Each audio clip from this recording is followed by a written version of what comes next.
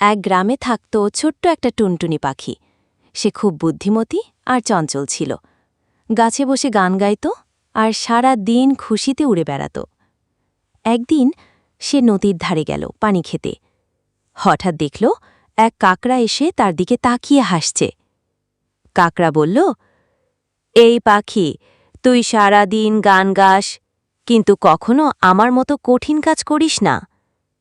টুনটুনি বলল, তুমি কি কঠিন কাজ করো? কাকড়া বলল, আমি দিনে 10টা গর্ত খুঁড়ি।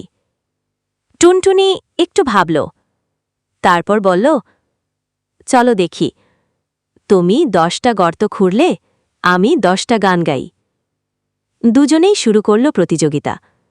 কাকড়া গর্ত খুঁড়ছে আর টুনটুনি গান গাইছে। হঠাৎ এক গর্তে কাকড়া ঢুকে গেল আর বের হতে পারছে না।